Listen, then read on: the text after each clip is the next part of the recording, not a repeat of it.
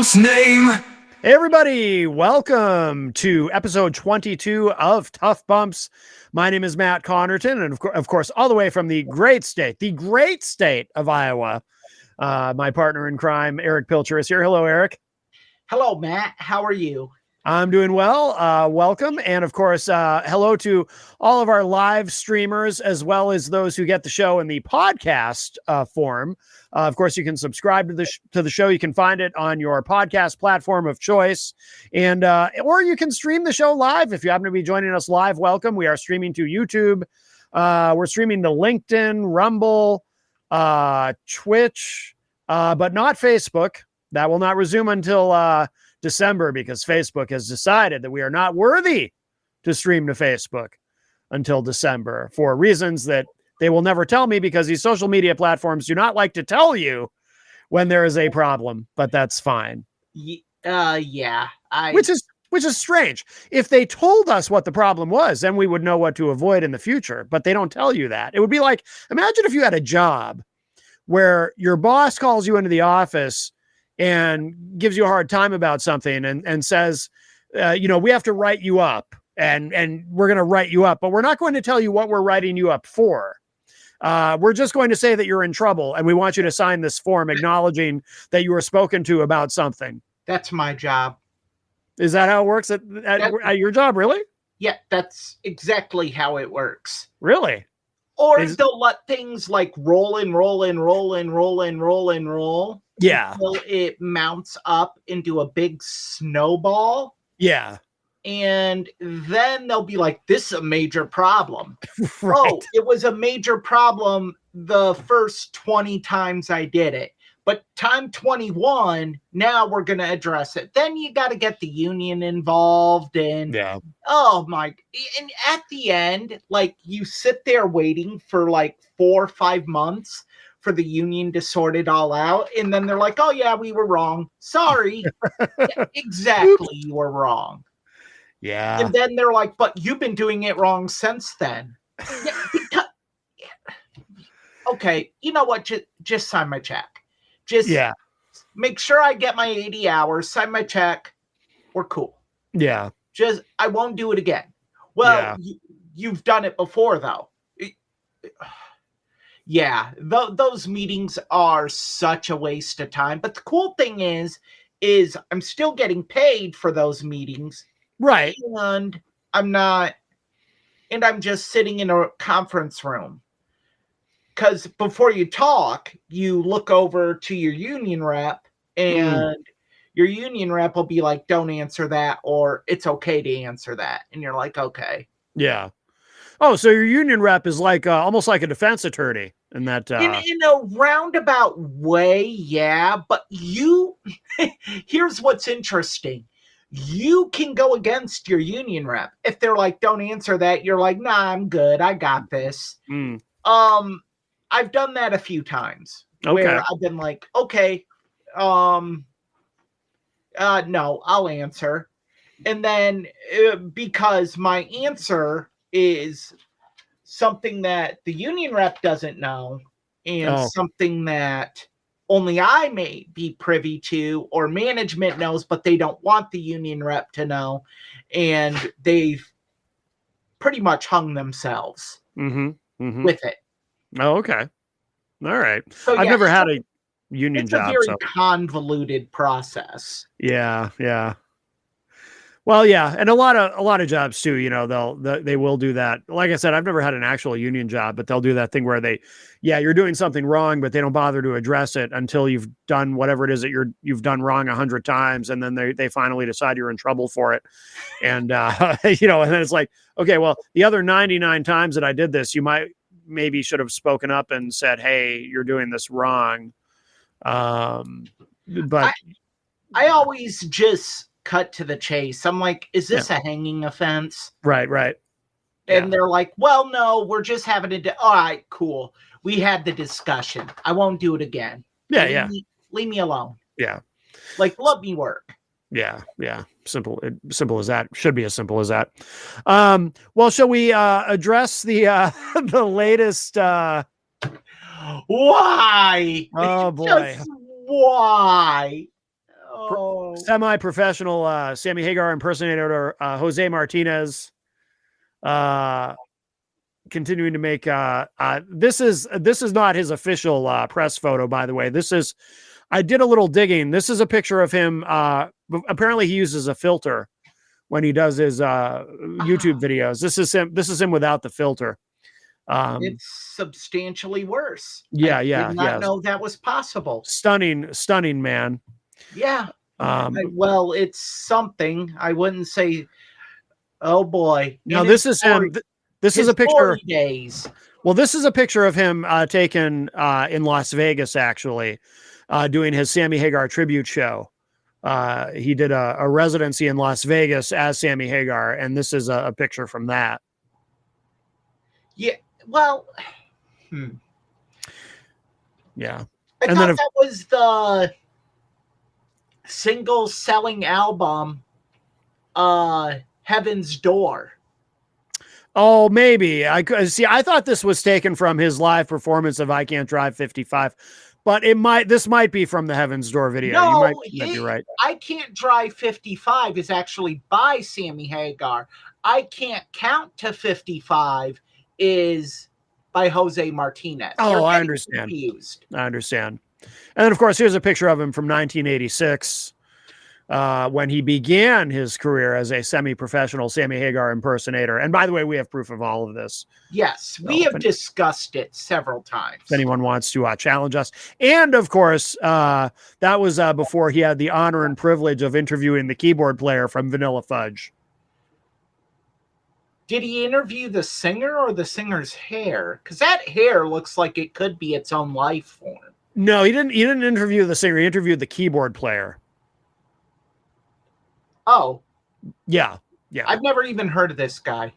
Yeah, he's a keyboard. I don't know his name. I just know he's a keyboard player from Vanilla Fudge. So that's So quite the journalistic accomplishments there of Mr. Jose Martinez. But so he is in one of his new videos. He has challenged us to. It's Groundhog Day. It really is. I think the first time he made this challenge was probably, do you realize how long this has been going on for, like 5 years now? Do you realize that? 5 years. I'm going to cover the timeline. Okay. I'm going to let you talk. And then I have a very pointed rebuttal. Okay. Well, he's once again challenged us to go on. And I love he challenges. It's like the guy who invites other people to your house without talking to you first, because he challenged us to go on and debate him on Charles Richardson's show. And yes. I sent the video to Charles. Yeah. And as of production time, when we went live, I had not received a response from Charles. Right. I'm not accusing Charles of anything. I just want him to know that, hey, your show's being offered up here as a platform for something that, to be quite honest, I have no inclination in taking part in. Yeah. No, I mean, what's the point? Well, there is none. But here's the thing. Oh, we should clarify though, Eric, before we go any further, we should clarify when we say what's the point, we mean what's the point of going on Charles's show just to have a conversation with Jose Martinez? It wouldn't What's that? It would be the same sophomoric insults we get on his videos. Yeah. Everything is everybody else's fault, no fault of his own, and he's the victim. I just wanted to clarify, though, that we don't mean that what would be the point of going on Charles's show? Because we love Charles. No. I would love to be on Charles's show. I'll go on Charles's show anytime he wants to bring me on. I still feel bad I couldn't make it on his live stream during Saturday night's main event. Same, I couldn't do it either. But I was in a haze. Yeah, I was. I would not have been suitable. Okay. But, look, this has been going on for close to 5 years now. 4.5 It's amazing. It's amazing, isn't it? I have been involved with this. Yeah. What I have learned about Jose Martinez Jose, I'm going to look directly at the camera when I say this. You need Matt, Billy, and I, and the Onions. Without us, you have no material. Right. You have outdated, rehashed bits that were on Dr. Demento when I was in middle school and high school. You have a show that you periodically air that is more an exhibit in how not to broadcast a program. Mm-hmm. You bumble with equipment, you fumble with the most mundane technological tasks, and yes, I'll give you a modicum of credit. And if these words are too big for you, go to Mr. D or Jen, and maybe they can help you. Or maybe even Big Kev, which I've heard Big Kev speak. I doubt he understands the words I'm using. I know they have a lot of syllables. I'm not going to break down to you what a syllable is because we don't have the time. I don't have the patience. Wait, he's not friends with Kevin Nash, is he? No. This is remedial. This is like off-brand Big Kev. That's right. He has his own Big Kev. I forgot. Yeah, yes, his own Big Kev. Yeah. Unless he's belittled him and insulted him so much that he doesn't even talk to him anymore. Yeah. Which very well might have. He doesn't mention him anymore, so that may be the case.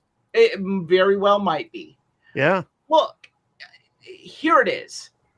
Back to my original point. Yes. Joe, you need us. You need us. Without us and without others that have been a part of this, Robin Slim, Dirk Don, people that you claim you chased off. You didn't chase them off. They decided they wanted to go into other avenues and do other things. Right. They have something called passion, which is something you are lacking. Because in this business, Joe, you can't do it to become famous or for notoriety. You have to do it because you love to do it. Mm-hmm. And Joe, the only thing you love is Jose Martinez and the illusions of grandeur that you have of becoming this star. Mm-hmm. Next Howard, you're not even the next Beetlejuice. You look, without us, you have nothing. You have nothing, Joe. You will have to rely on talent, which in 4.5 years I've learned you have none of, and intellect, which in 4.5 years I have learned you have very little of. So there's no reason for Matt and I to sit here and go on Charles's show for a debate that isn't going to be a debate. It's going to be you yelling, screaming, cussing, and using your same tired, immature insults you've used against us the whole time. Yeah. Joe, you have made 13 consecutive videos about Matt and I. 13. And here are the insults, people. I will save you the time of going through and listening to them. Yeah. Insult number 1. I am mentally retarded. I mean, there are probably some people out there that would say, yeah, that Joe is onto something. But I am not. Secondly, that Matt and I are lovers.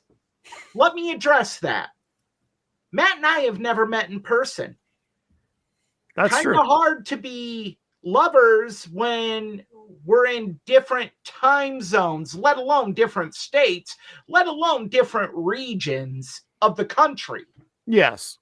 Also, I would just add, while I do consider myself a staunch LGBTQ plus ally, I personally am not into penis. Yeah, I am 100% heterosexual. Yeah. Now, moving on, you have also accused me of having relations with my dog, which is so stupid. Yeah. I'm not even going to address it here. And then you say that we live in no-name states. Matt lives in New Hampshire. You accuse them of doing stuff with maple syrup. Maple syrup isn't even the top domestic product in the state of New Hampshire. That's Vermont, you idiot. That's true. Vermont is the maple syrup state. Yes. Yeah. So, again, your lack of intelligence and education comes out very much. Then you insult Iowa. Iowa, a state that has one of the top public medical schools in the country, the University of Iowa Hospitals and Clinics, which is roughly 30 minutes away from me. The great people that did surgery on my right shoulder.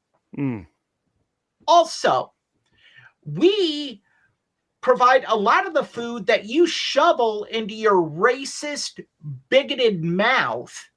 We have General Mills and Quaker Oats here in Cedar Rapids, Iowa. Also, Iowa farmers provide that same food: corn, wheat, soybeans, milk, all crap I'm sure you eat, Joe, that keeps you alive. So Iowa is actually a lifeline to you. So there's that. Then there's this idea you have that I don't have any money and I live with my mother in her basement. I live in my flooded basement. Flooded basement. One, if the basement were flooded and I lived in it, you know what? I'm not even touching that one. That just again shows how stupid he is. But I live in my own apartment. I pay rent monthly. I have a job. I work 40 hours a week. Not right now because I am injured. Unlike somebody who doesn't work and likes to throw out that he worked a job where he risked his life every day. Joe, you were a cabbie. That's like saying, I was the bouncer at a strip club, so I'm a pimp. In fairness, I do think being a cab driver, especially depending on what shift you're working in New York City, probably does carry some level of danger. You know who he reminds me of? He's a lot like Louis De Palma from the TV show Taxi, the Danny DeVito character. He really probably the same height. Yeah. Yeah, very same annoyance, same horrible personality, same all of it. Joe, you say how irrelevant Matt and I, Billy, and everyone else are. Then why do you have to keep talking about us? We don't need you, Joe. No. We can do just fine without you. And finally, the last point. In order to kick Matt Connarton's ass in the ratings, as you so succinctly put it, in your own way, you have to consistently have a show. Right. You have done 7 live shows in 5 years. In 4.5 years, sorry. 7 live shows that I can remember. And they were all train wrecks and abominations to the word show. Yeah. No. You will never take out Matt. You will never take me out. There will be no debate because there's no point in it. Now, for everyone else, this is how I will conclude it. And then we will get on to what we do here on a weekly basis because we host a consistent show. My final point is this. Joe, you're going to call us cowards. You're going to say we're pussies. You're going to say we're punks. You're going to say all of this. Fine. Go ahead, Joe. But who's really the pussy, the coward, the punk?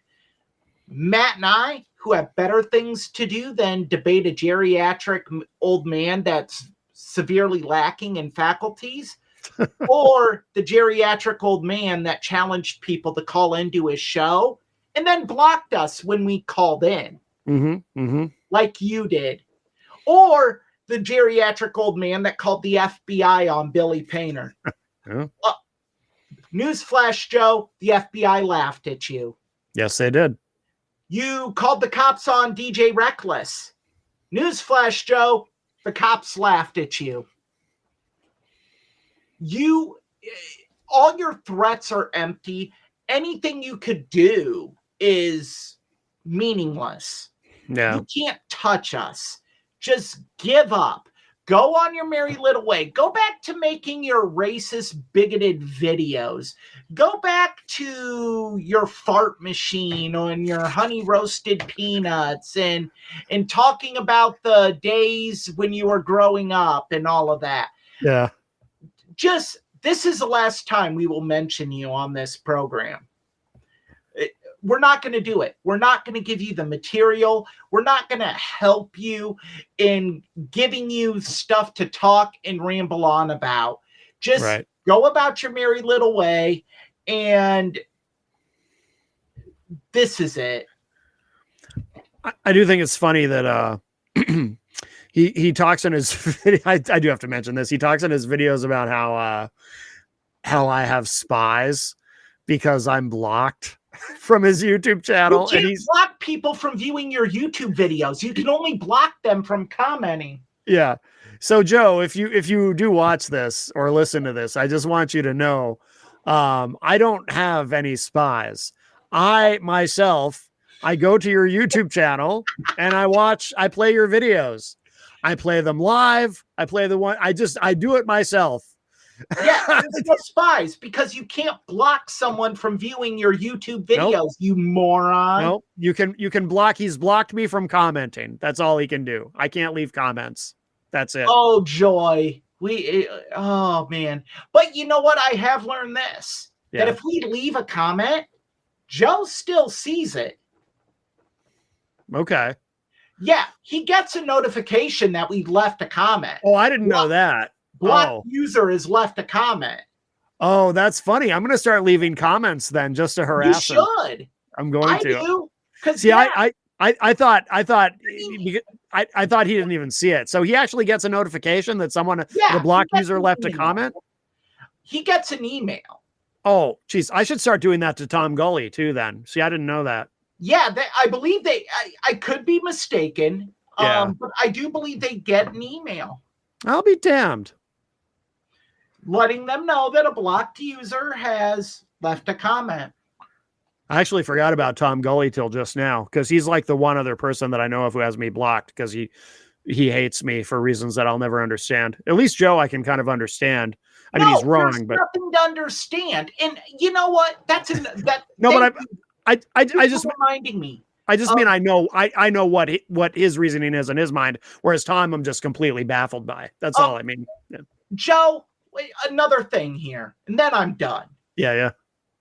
In this life, if you want something, you have to work for it. People, when you watch his videos, everything is always someone else's fault. Mm-hmm. It's never I screwed up. Mm-hmm. And no, Matt was not scared that Joe was going to take him over and get him removed and take over. No. And Joe, another thing, you want to know how Matt and I met each other? It was because of you. Yeah. You caused this partnership, Joe. Yeah. I was a guest on Matt's show to refute all your biblical claims because you are a biblical moron that knows nothing about the Bible. You cherry pick parts of the Bible to fit your narrative. And as a man of faith, Joe, you are transversing down a very dangerous road doing that. Very dangerous. And if you're the man of faith you say you are, I'm going to leave it at that, because I am a man of faith and I do not want to say in anger what will happen to you for doing that, because that puts some very bad juju on me. Oh, so yeah, Joe, you know that you're wrong. And if you don't know, I highly suggest you pick up a Bible and actually read the passages on the crucifixion and see who was really at fault for the crucifixion of Jesus. Hint, it was a Roman prefect that sentenced him while the Jews of the council cried. That's a biblical passage. And while Jesus was being crucified, you imbecile, he said, "Forgive them, Father, for they know not what they do." I think if he said that while having nails driven into his wrist, you can lighten up a little bit on the whole Jews killed Christ thing. So yeah, it's everyone else's fault. And he begs and belittles for listeners. And it's like, people have lives. They're not dedicated to you. That's the most bizarre thing about him. There's a lot of bizarre things about him, but one of the most baffling things is he constantly drives people away. Like if you show him the slightest bit of attention, he can't wait to find an excuse to drive you away. No, he thinks the littlest bit of attention is like a pledge of undying loyalty. Yeah, like it's bizarre. Your world revolves around him now. And it's like, no. I mean, I have podcasts I listen to. I don't listen to them the day they come out. Right. I don't even listen to them live. Right. Shock and awe. Yeah. I don't listen to Matt's show every Saturday. Yeah, Matt understands. Yeah. Oh, that's and because I do have a radio show, which that's the other thing Joe likes to say in his radio shows that I don't, on his videos, that I don't have a radio show anymore. I mean, I'm only doing this, which is not true. It flip-flops. Yeah. You copied him to you no longer have your show. And it can't be both. Just like we can't be insignificant and not worth your time, and you don't talk about us, to making 13 consecutive videos that range in 7 to 12 minutes in length that mention us or talk about us the whole time. Yeah. And the other thing too that's funny about his warped logic is he does, as you talked about it earlier, how he likes to talk about how he's going to bury us and because he's going to be so successful, as though this is all a zero-sum game.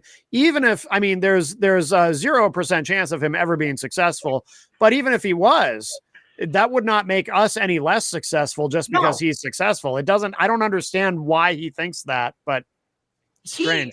Because everything is black or white. There is no gray with him. And he doesn't even grasp how ratings work. Right. It's very bizarre, his skewed perception on everything. It's just insane. Yeah. I'm done. This is the last we'll talk about him. Okay. We may talk about the fake Sammy Hagar, but we're not going to address him. There will be no debate. Charles, no slight on you. Would love to be on your show, just not under the circumstances of being on at the same time as that driveling moron. You know what, though, too? If he had any sense whatsoever, if he had any understanding of how any of this works, he would take I think I might have said this last week, but it bears repeating. He would take the Sammy Hagar thing and run with it. And he could actually generate a tiny little bit of interest if he just took it and ran with it and just went with the bit. But he's not smart enough to do that. Like even people who've never done any kind of podcasting or anything at all, and are just not savvy about any of this, would at least have the common sense to realize, oh, here's something I can grab onto and run with it, and maybe people will be interested in what I'm doing. But he doesn't even have that much sense. He just gets mad about it. We served him up a steak dinner. I know. And he threw it away to make his own macaroni and cheese. Yes. It's like, what? Yeah. should just You run could with have it. ran with this. Yeah.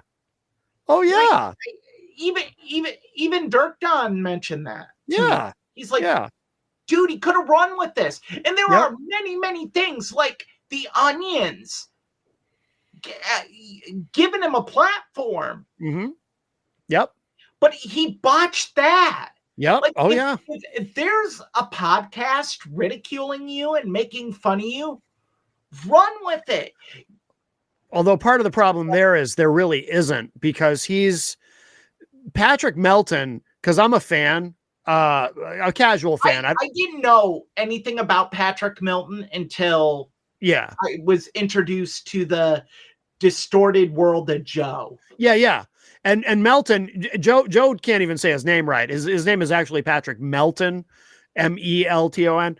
But Melton rarely talks about him, like very rarely. Yeah, no, I do know that that Melton hasn't said anything, but it is members of the Onions group that is still right. But even then, it's so easy. You can just go ahead and take off with that.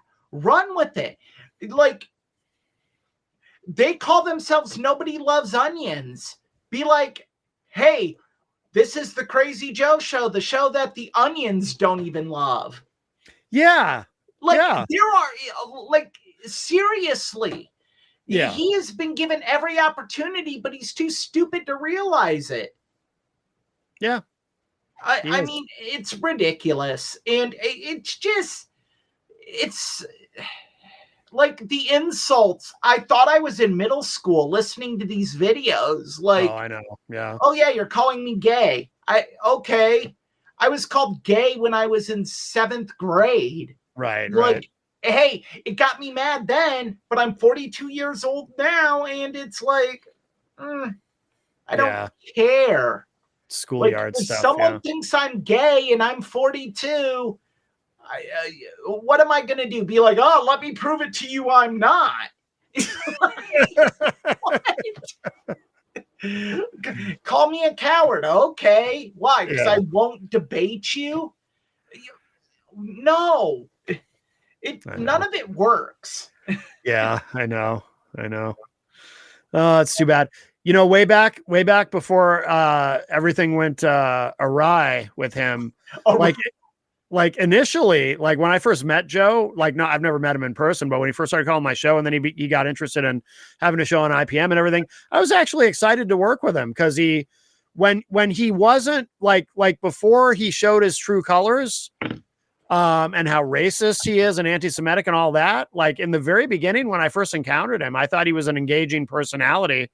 And I kind of thought, you know, he's got something here, you know, this character, this persona, which turns out to be all too real. But the Crazy Joe persona, I thought it had potential, but it's not a persona.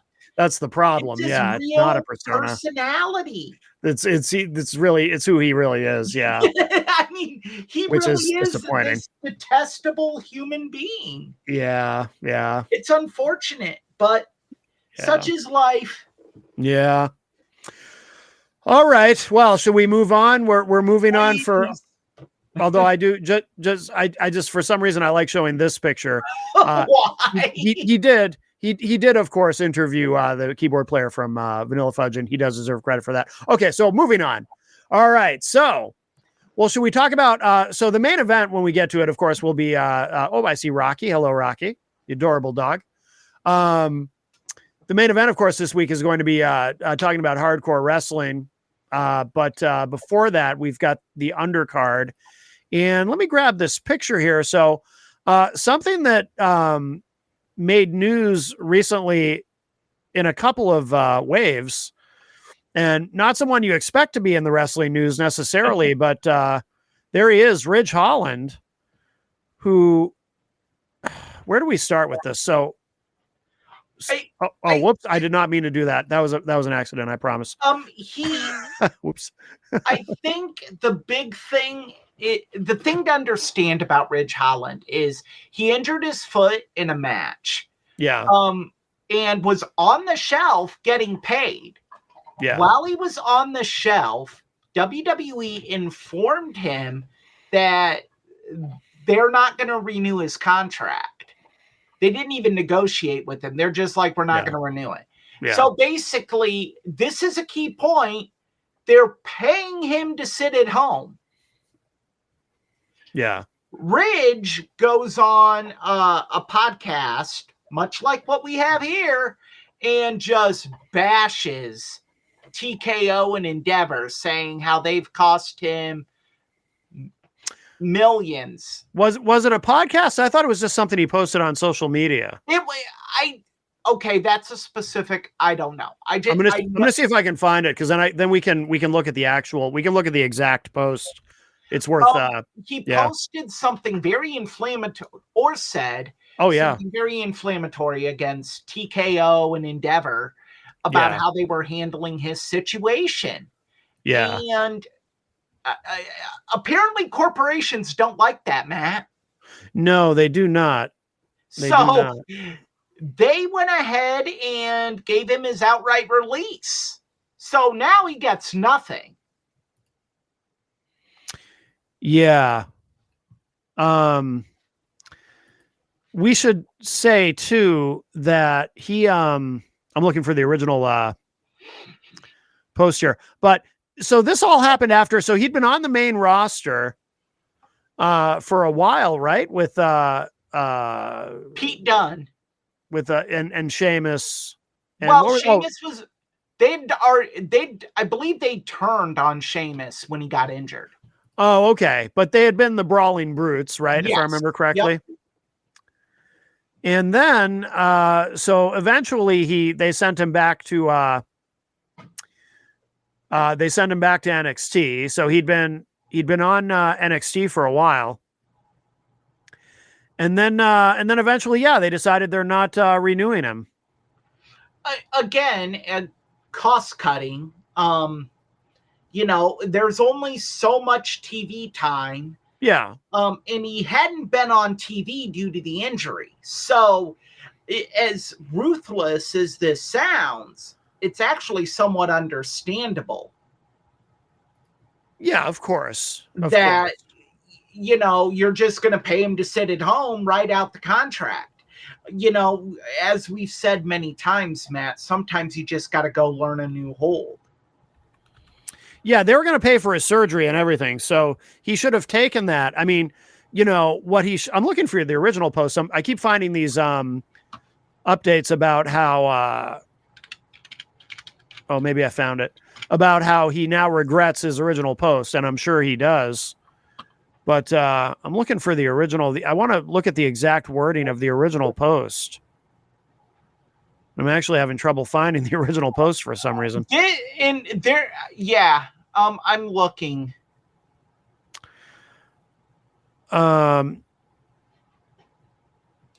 Here's a summary of. Oh, sorry. Did you find it? Yes, I did. Okay, good. He was injured in a match with Moose on TNA. He was incapacitated, and his mother had to fly to America to help look after his children. On top of everything, the WWE called and informed him that they were not going to renew his contract. I'm injured, and I don't know how I'm going to make a living. I've seen comments about money management and financial stuff. I'm not going to air my financial details on here. Everyone has their own opinion. But like I've always said, opinions are like assholes, right? Everyone's got one, and the majority of them stink. He said, leaving the issue at that. Holland was then let go from his contract because he made a disparaging post on social media, which is against company policy, and violated his contract. He admitted that was entirely his fault. So it was a post. Yeah, I'm looking for the original post, and for some reason I'm having a hard time finding it. So there's a little bit of a summary here. It says, I found content of Holland's original post. On November 4, Rich Holland posted a message on social media expressing his concerns. In the post, he mentioned that he, quote, never thought I'd not be able to pay my mortgage, unquote, and felt, quote, hung out to dry, unquote, after getting injured while working for TNA on behalf of WWE. So Holland noted that while WWE was covering his surgery and physical therapy, he considered it, quote, the bare minimum after what we sacrifice for the company. So, yeah, and that was basically it. I mean, it wasn't a very long post. That was a summary of it. There's a little bit more, but I can't find the actual post for some reason. It's strange, almost as though it's been scrubbed. But yeah, so he did disparage the company, and yeah, he should have kept his mouth shut, because now they've discontinued his contract entirely. So he's not even. Matt. Oh, you found it? Okay, good. This is from WrestlingInc.com. Okay. Holland suffered a nasty injury in his match with Moose at a TNA wrestling taping. WWE then informed him that they wouldn't be renewing his deal, and he was let go by the promotion.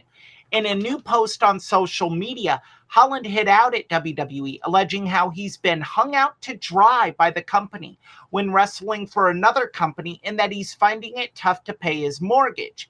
He said that while WWE is covering the cost of his surgery and rehabilitation, the injury has sidelined him for several months, and being out of a job has made his situation even more difficult.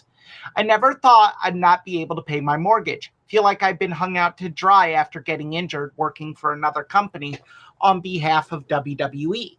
Add that to my contract not being renewed, knowing that I wouldn't be able to wrestle for 7 months. This is brutal.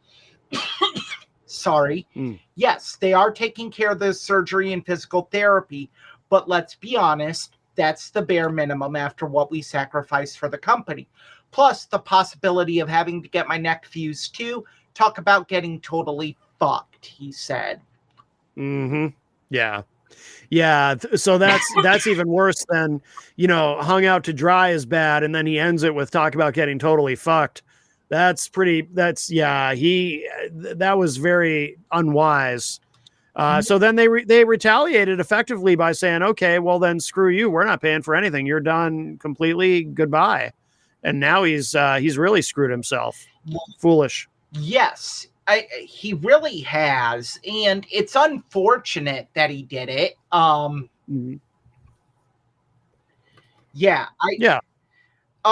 now, breaking today was this issue with his GoFundMe. Yes, his mother started a GoFundMe. And he did 6 hours ago, he distanced himself from the campaign and apologized.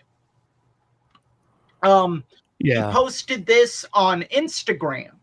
I want to clarify that I was not aware that the page was going live and had no prior discussion with the family member who created it. I since requested that no further donations be accepted, and this change should take effect within the next 24 hours. Once we figure out, and this is a key point because there's been something that just broke. Once we figure out how to move forward and I recoup the amount donated, I will be donating said amount to charity. I sincerely apologize if the page caused any upset or offense. That was never the intention. Thank you for your understanding and kindness. Okay. Now, let's circle back, because now he's saying, and several WWE and AEW stars have donated to this. Chelsea Green, I saw that. Chelsea Green, Matt Jackson, Jinder Mahal. Then Kyle Fletcher donated, I think. Just hours after appearing to distance himself from the GoFundMe set up to support him and his family during his recovery. This is from Cage Side Seats. It was at just when we came to air, 6 p.m. Central Standard Time. Holland, real name Luke Menzies, returned to social media to clarify his early statement. I'm not donating the GoFundMe money, Menzies wrote on Sunday afternoon. Once I'm earning the money and in a position to donate, I will donate to charity. This will be the money I earn, not the GoFundMe money. I'm not a scammer. I'm confused. I don't understand his statement. So he said earlier he was but I didn't understand his original statement either about donating money to, like, what is he talking about? None of this does this even make sense to you? No, and I read it. What am I missing here? It's a train wreck. This guy just, it's oh boy.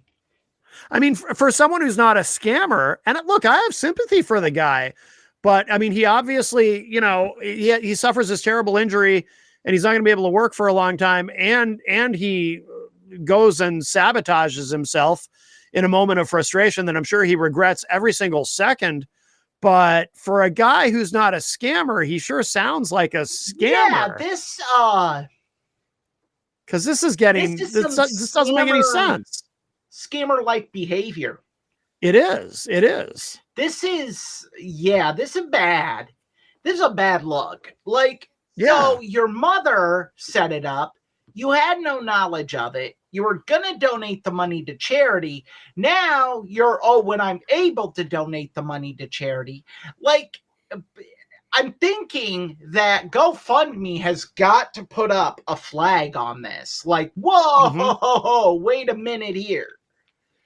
What do we have? What are you doing? Well, I assume the GoFundMe has been taken down, right?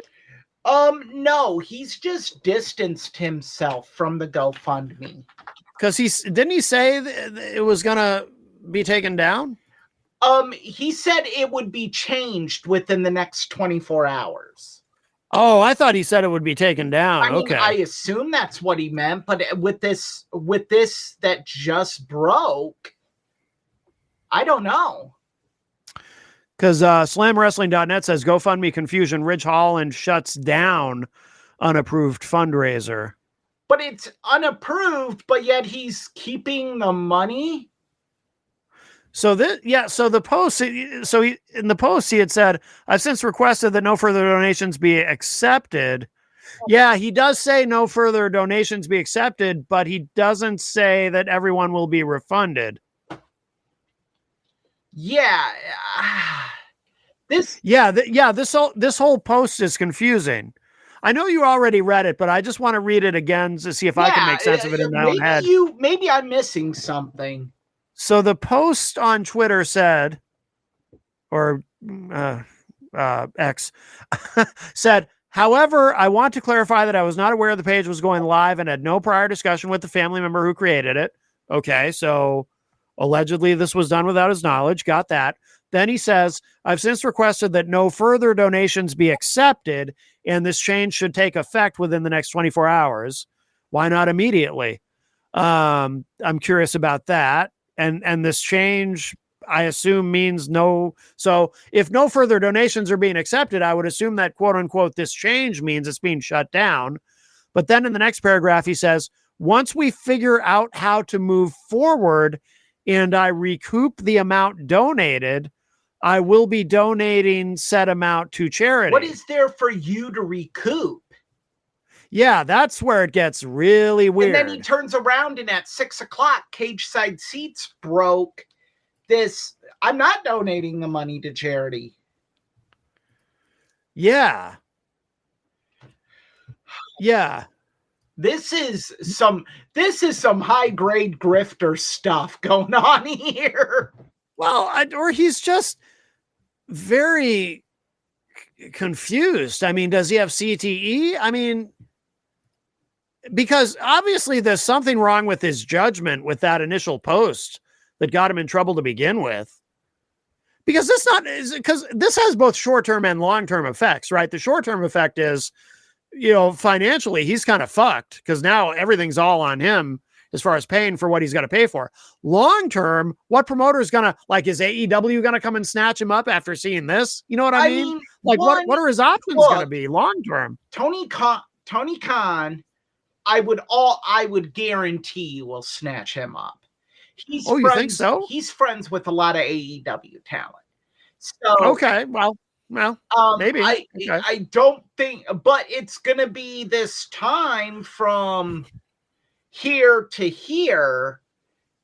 Yeah, I mean, he should have just come out and been like, "Hey, thanks. I'm Yeah. going to keep the donations to support me and my family during this trying time. I appreciate it. And then when I'm able to, I will donate it to charity. And maybe that's what he meant. Maybe, you know what? Actually, because I think he's a poor communicator. Because now that you've said that, I think maybe that's what he meant by, once we figure out how to move forward and I recoup the amount donated, I will be donating. I think what he meant, Eric, is I think he meant when he recoups the amount in terms of he's able to earn the amount that that was donated to him. When he's able to earn it as income, he will then take that and donate it to charity. And keep in mind that he was not born in America. Yeah, he's British. Yeah, English. Right? Yeah. I mean, United States English is different for him. Well, I think he's just a poor communicator. I don't think he's a scammer. I think he's a very poor communicator. Maybe Chris Von Vliet or Ariel Helwani can have him on and try to clear all this up. There definitely needs to be some clarification here. So yes, I do agree with you. We should withhold judgment, but it is just a bad look. Oh, it is. It is. Yeah. It's not good. No. He obviously doesn't have any kind of a PR team or anything. It's just him. He's all on his own trying to. That might be a problem. Yeah. Yeah, he should have just kept but to begin with, he should have just kept his mouth shut, let them pay for the surgery. I get the frustration. Sure. But at the same time, yeah, keep your mouth shut.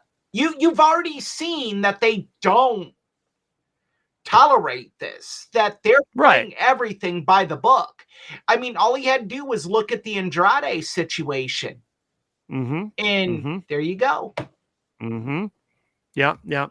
Absolutely. All right. Anything to add on Ridge Holland? I think there needs to be some form of clarification here in a long form interview. I agree. Give this man the opportunity to set us all straight. And that'll probably happen. I think that'll probably happen. He'll end up on Ariel Helwani. He certainly has the time. Yeah, exactly. Yeah, absolutely. Absolutely. All right. Well, I think we should probably move on to the next subject on the undercard, which is a new title. You know, sometimes AEW with these titles, it kind of reminds me of I remember in the 90s, actually it was Dan. Well, people familiar with my content might know him as Dan Randall of Dan Randall and the Randlettes. Actually, Dan Randlett is his name, but Dan said to me, because Dan was a very casual wrestling fan, but I remember he said to me once, I think when we were in high school, that, you know, the problem with WCW or then NWA is that everyone has a title because there's so many titles. And people have made that observation about AEW. I mean, WWE has a lot of titles now too, but WWE also technically, you know, they've kind of got multiple promotions going, right? Because they've got the two main roster brands plus NXT. Done it in a way where it makes sense. Raw and SmackDown are different entities, right? And you've got NXT and AAA, and so it all kind of works. You know, at one point they had NXT UK, and that, so it all makes, like you said, it all makes sense. But to have all these different titles within AEW is strange. And you forgot the Ring of Honor part of it. Ring of Honor has titles. Oh, right. Yes. Which makes sense for Ring of Honor to have its own titles, but who sees Ring of Honor's titles get defended? Right. I mean, they were. See, I don't watch AEW consistently, so I don't know if I'm right about this or not. But my impression was occasionally they were for a while. We're going to go down the rabbit hole of what's wrong with AEW here. And I really want to avoid that because we've already talked about something stupid and senseless on this episode. Right. But you can't just have belts to have belts. Right. Like, Right. belts mean something. I mean, Yeah. people can call me a belt mark if they want. Fine. But belts have to mean something. There's Right. stakes. You have to have stakes in a story. Otherwise, it doesn't make sense. Right. Yeah. And if you have too many championships, then then they all mean a little bit less. You dilute everything. It's like one of the I'm going to bring person carrying around 15 belts. Oh, Mercedes Moné, yes. Something that I know you don't probably like to hear this name, but I'm reminded of something that Vince Russo I've heard say that always really bothered me, because he would defend all the hot shotting. Belts the don't WWE matter, bro. Belts don't matter. Right. Well, yeah, because what he said specifically that I remember him saying in multiple on multiple occasions in interviews and podcasts and whatever, he would say that the belt is a prop. It's just a prop. So what's everybody upset about? And it's like, what he doesn't seem to understand is, yeah, it is a prop. You can look at it that way, but it's a very important prop. And if you do things within your story that dilute the importance of that prop, then you ultimately render the prop meaningless. Right. But that's the part that he doesn't seem to understand. Get the storytelling mechanic. Look, exactly. In a movie, when you're watching a movie, there's stakes in every movie. There's a goal in every movie. That's modern storytelling. Right. For wrestling, it's about whether it's Intercontinental, US title, Universal, WWE, women, whatever. Yeah. Everyone and their mother has a belt. What are we doing here? Right. Like, then they all don't mean anything. This AEW National Championship, what really irks me about this whole thing is they just unified 2 belts. Yeah. And you're adding another one. Like, then why unify those 2?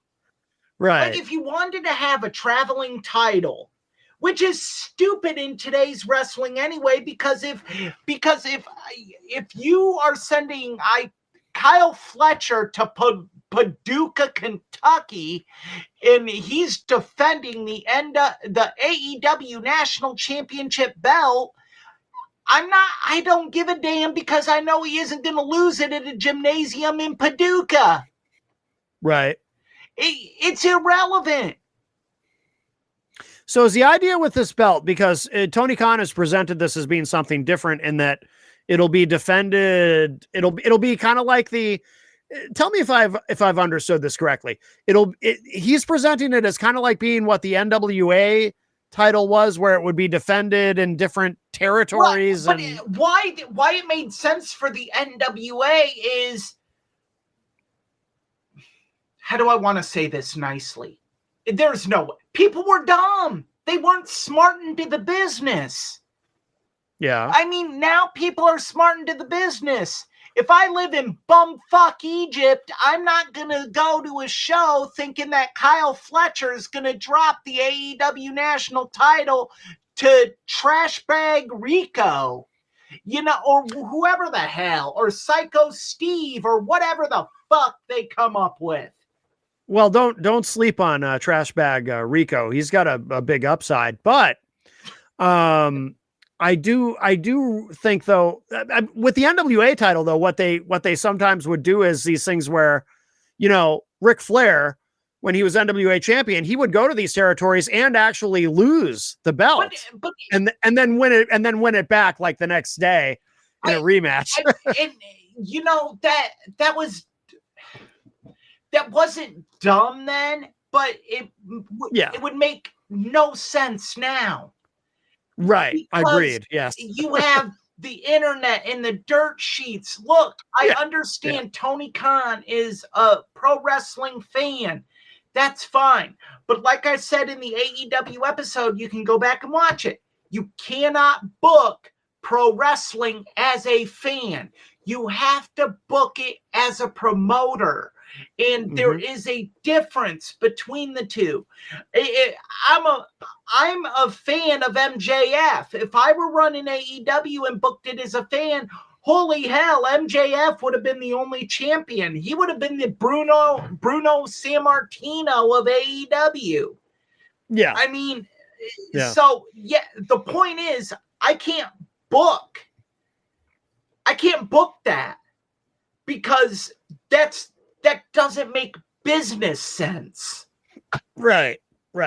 It's gotta make business sense. If it doesn't make business sense, why in the bloody blue hell are you doing it? Are you just trying to create belts? Are you trying to keep the belt makers in business? Like what?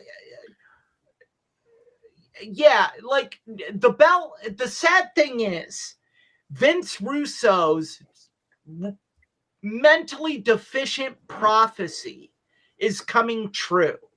The belts are becoming props, and it's because of AEW that they're becoming props. I mean, Jesus Tap Dancing Christ, their last show, the belt didn't even go on last. Yeah. Well, WWE though has done the opposite, I feel, to a large extent by having, and some people don't like this, but I do, having long-term champions. Yeah. And they've done a good, because when they lose, it means something. We're sitting exactly here and it's like, holy shit, Roman Reigns just lost Cody Rhodes. That's a moment. Oh, Roman just dropped the title for the 5th time in 12 months. Right.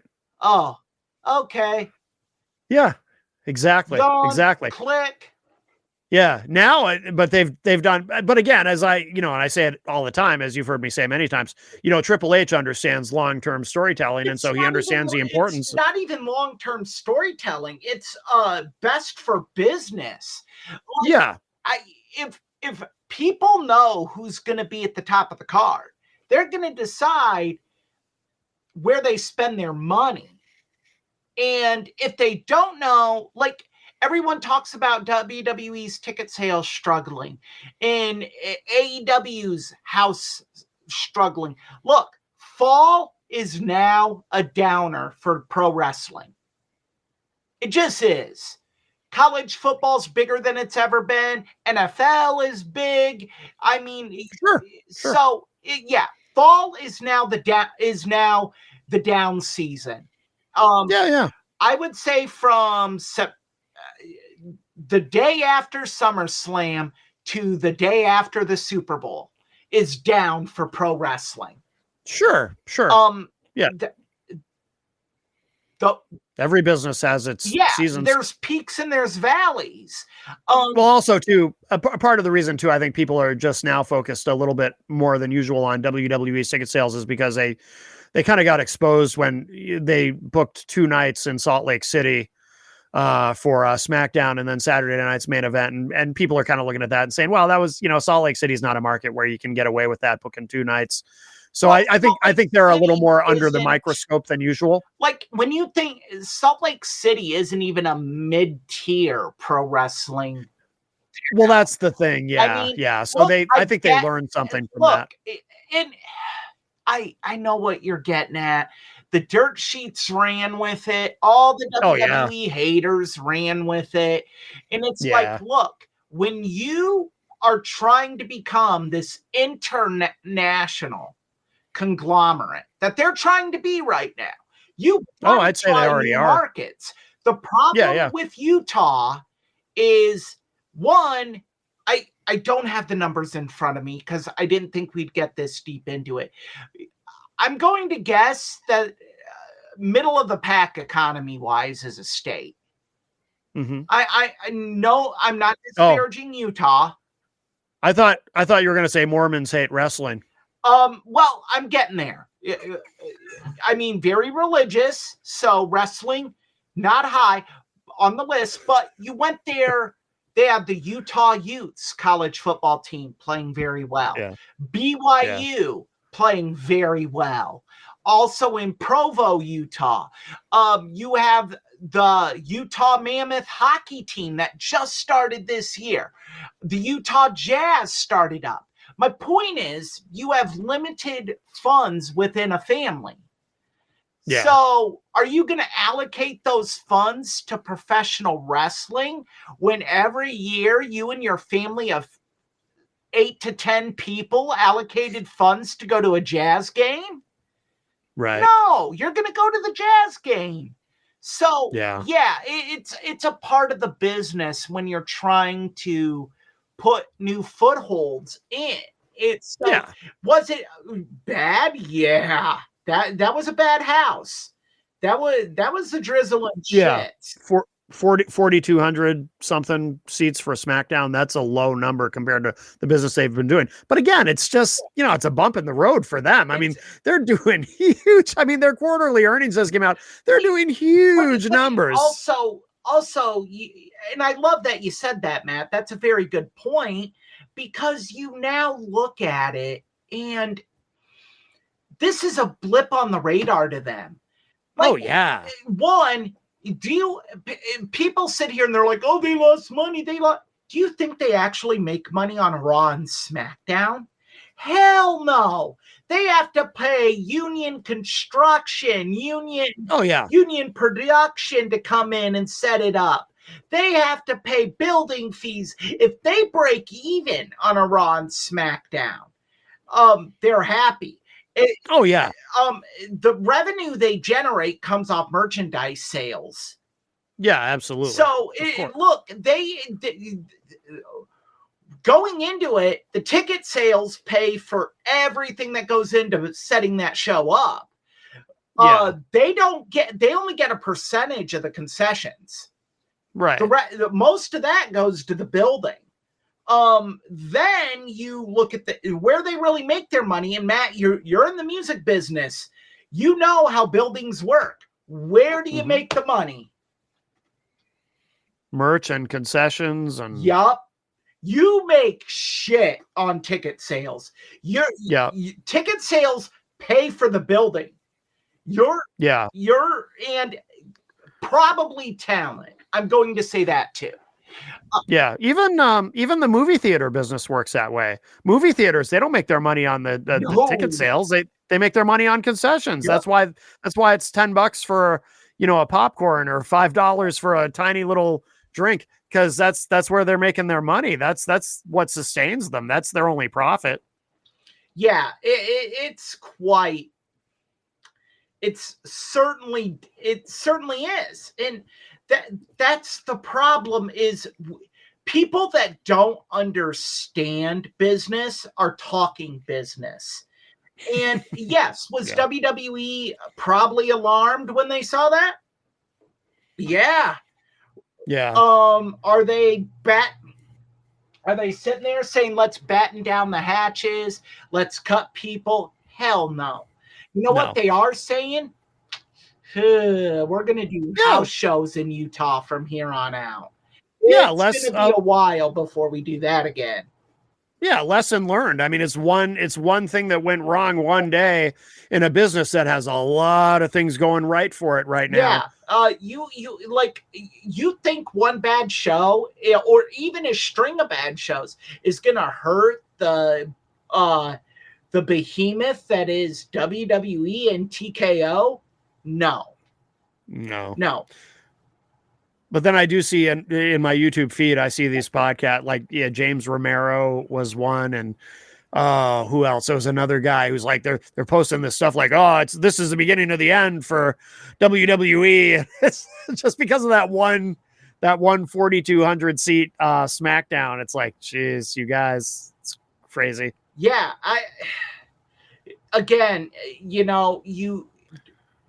positivity doesn't get clicks. Right, exactly. So that's true. That's be a doomsayer, and I have inside knowledge that WWE is on the rocks. You don't have shit. No, you don't know.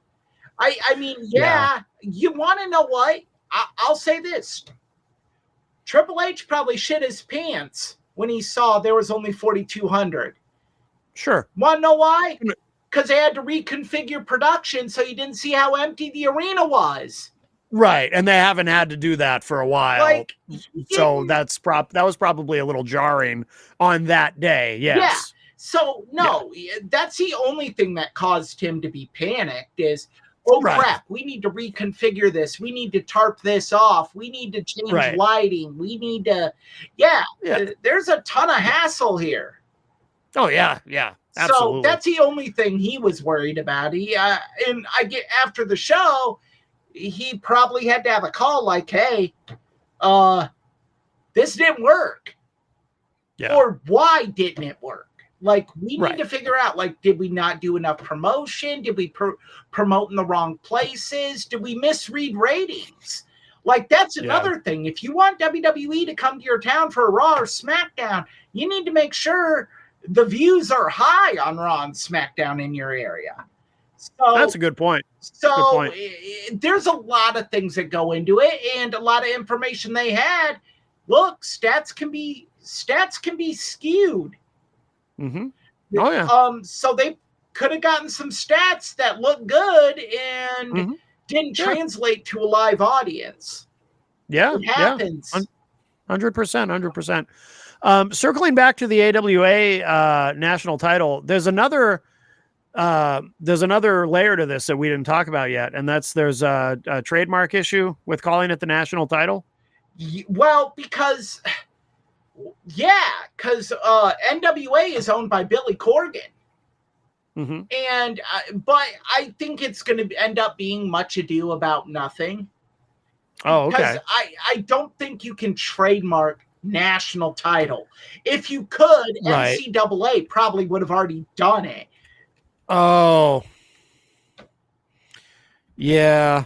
I think it's such a common phrase that you can't co-op it. So, I mean, Billy Corgan could probably get some money out of this, but he'd be waiting a while. According to WrestleNomics, they've got a story up. It says, AWA's new national championship title announced on Dynamite on Wednesday quickly caught attention, not just because it will be roughly the 12th title belt for the promotion, but because the title shares a name with a championship in a prior incarnation of the National Wrestling Alliance in the 1980s, as well as the current version of the NWA under Billy Corgan's leadership. But Corgan hasn't said anything publicly, right? I haven't heard that he has. Yeah, I don't see anything in this article saying that he has. I don't think it's going to be a problem. No, and Billy Corgan's a smart guy. I don't see how it would be. I think you're right. I think I'm sure national title, if you could trademark that. I'm sure he's had legal look into it, and they're like, well, I mean, you might get it. You might get 25 to 50K out of the deal, but is it really worth it? Right. No. Yeah, whatever. Go do it, Tony. I'm not using it for any reason, and by the time you tarnish it and trash it, I won't be able to use it for 5 to 10 years. Right. So. Yeah. Yep.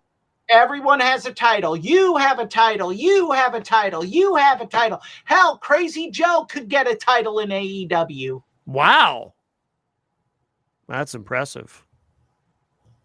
He could get the, let's see. They could give him the NWS title. Next Howard Stern. He could be the NWS champion. He'd be the oldest champion in history. You know what? What is he, 75? Beetlejuice. Someone could just go up to him and hit him in the head with a guitar, like Jeff Jarrett did to Beetlejuice. Right. That's right. I forgot about that. We should be a little more respectful, though. We are talking about the guy who once interviewed the keyboard player from Vanilla Fudge. But yes. Anything else to say on the AWA national title, or should we move on to the main event? Why? I don't get it. Like, this is like the Oprah of professional wrestling. We're just giving out titles to everyone. Yes. All right. Well, let's move on to so the main event this week. You wanted to talk about hardcore wrestling, and I think this will be an interesting conversation because I'm not a fan of it, so I'll probably have a lot of questions. But I don't like. I don't like people hitting each other with weapons and all that shit. That's not what I enjoy about professional wrestling. I'll tell you a quick anecdote though. A long time ago, and this was back when VHS tapes were still en vogue, shall we say. That gives you an idea of how long ago this was.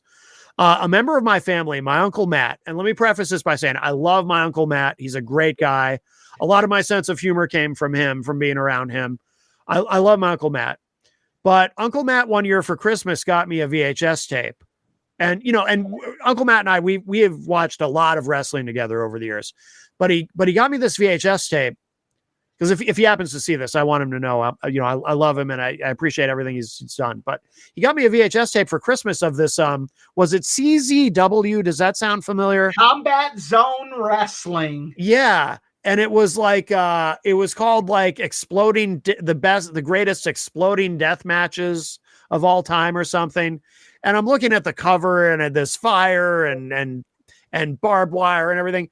And I just remember, and I'm too polite to say anything, but I just remember opening this Christmas gift and being like, oh, thank you. But thinking, I'm never going to watch this. Like, I don't want this. Why is he giving this to me? Like, I understand he's giving it to me because it's wrestling, but like he should know me well enough to know I don't want this. I'm never going to watch it. And I never did. I think I turned around and sold it on eBay, which I think is where he got it from originally. Hardcore wrestling actually didn't start here in America. It started in the United Kingdom.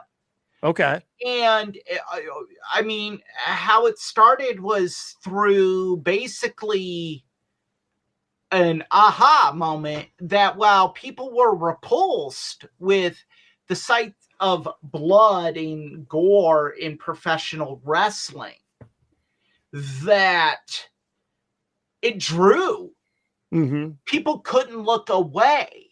So it really was like, this is a way we could get people in the house. Basically, the first innovator was Wild Bull Curry, Classy Freddie Blassie, Dory Funk Sr., and Giant Baba were the pioneers in America. Okay. And they brought it, in America, it started in the South. Okay. With the Texas death matches, these brought in weapons, and something AEW has done and had a lot of success with the lights out matches, where Justin Roberts gets up there and very dramatically says, that is the end of our show for the evening. However, we have one final match that is unsanctioned by AEW. Yes, the unsanctioned gimmick. Yeah. The lights out match. Yeah. And so what they found is that, so they would turn off the house lights to say that's the end of the event.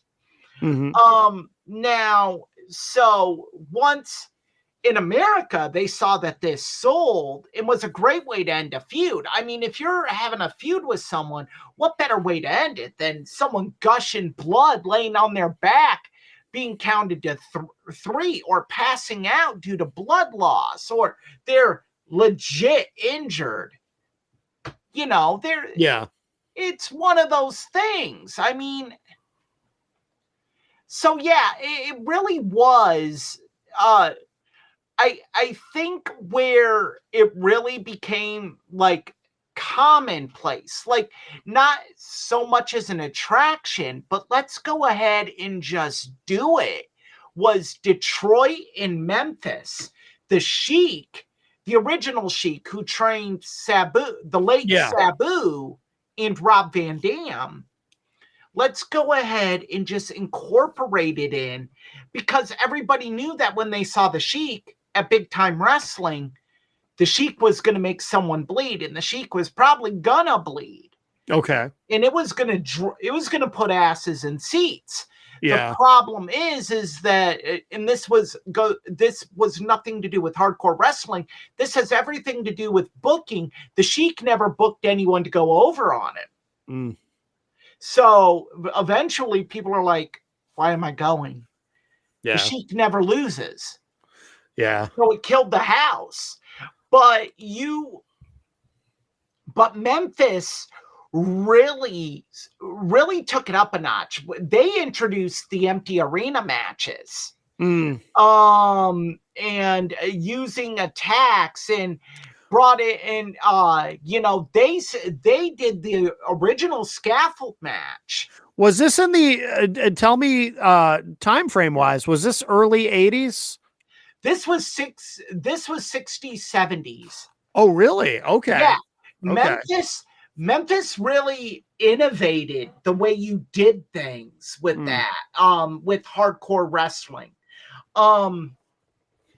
They would have blood on their Saturday morning public access show. Really? Wow. Yeah. Austin Idol would bleed. Jerry Lawler. I mean, they would use blood to jumpstart a feud. Yeah. Oh, you made Jerry bleed. Yeah. Like, holy hell, what better way to get a feud going? Yeah. Interesting. So yeah, and it just kind of evolved, and then different territories did different things. Like, the article I read to get kind of smartened up for this episode was, they said Memphis had the first ladder match. I mean, I disagree. I think it was Stampede Wrestling had the first ladder match. Well, that's what Brett always claims too. And I mean, who cares? Brett apparently does. Well, yeah, of course he does. But of course he does. Yeah. Brett, let some things go, bro.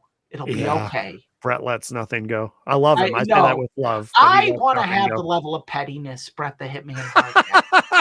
Like, just there are, like, it's gotten to a point where I will see his name on pro wrestling websites and I'll just, what's he complaining about now? Like, yeah. What now, Brett? Yeah.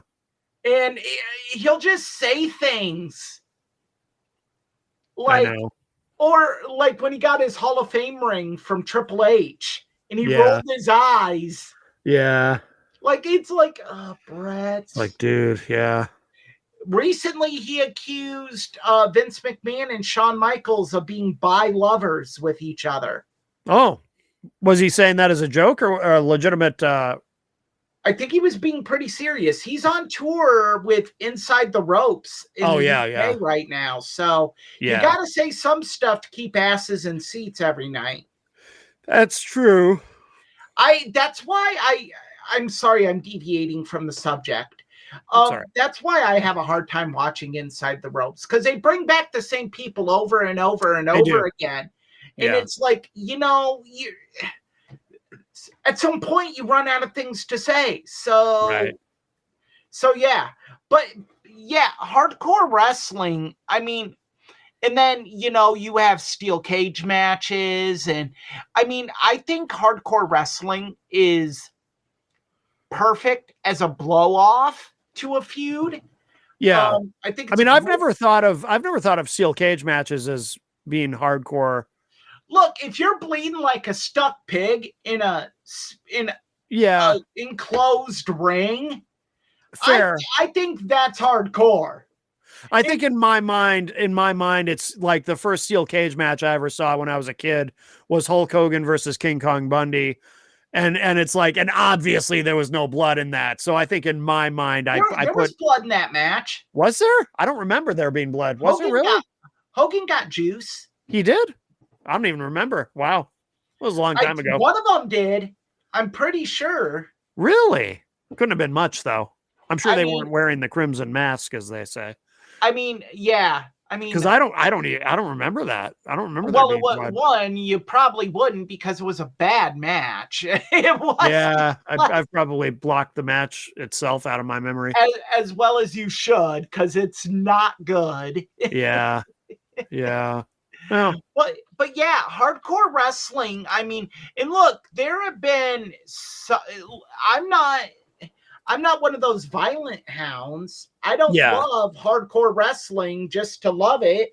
There are things that have been done in hardcore wrestling that I'm like, this isn't good. Like Ring of Fire. Oh my goodness. That was bad. Now refresh our memories. FMW in Japan decided as a match. I don't even think it was a blow off to a feud to have Sabu, the Sheik versus the promoter of FMW, Atsushi Onita, and his partner. I want to say, and I'm probably wrong on this, I think it was Misawa. Okay. That was his partner in it. What they decided to do is we're going to light the ring ropes on fire. Yeah. Oh, what could go wrong? Well, the problem is they used kerosene. They used kerosene-wrapped rags. And the rags dripped. So when they lit the ring ropes on fire, the ring went up. And there's 4 men trapped in there. Mm-hmm. It was so bad that flesh was melting off the Sheik. Good Lord. When he got on fire, Sabu threw water on him and just saw flesh sliding off of his body. Yeah. It was so bad that the logo on the ring, in the center of the ring, melted onto, I think it was Misawa's skin. No. Yeah. I mean, I've never watched that and I'm never going to, but it just sounds horrifying. But also the thing that occurs to me is when you mentioned, them being trapped in that ring, not only like their lungs must have taken a terrible beating from just breathing that in. Oh my God. Over 200 degrees in the ring. Oh yeah. And keep in mind that the building wasn't air conditioned. So there was literally no. How anyone could have thought that was a good idea. If anyone wants to hear about this match, there's a Dark Side of the Ring episode. There's 2. One on Atsushi Onita, and then the one about the original Sheik, which is, I believe, one of Sabu's last recorded interviews. Okay. It aired the week Sabu died. Oh, wow. So irony abound here. Yeah. But yeah, both of them do a good job of talking about that match and how bad it was. It was not good. No. Wow. Another one is, and we've talked about it before, the Taipei Death Match.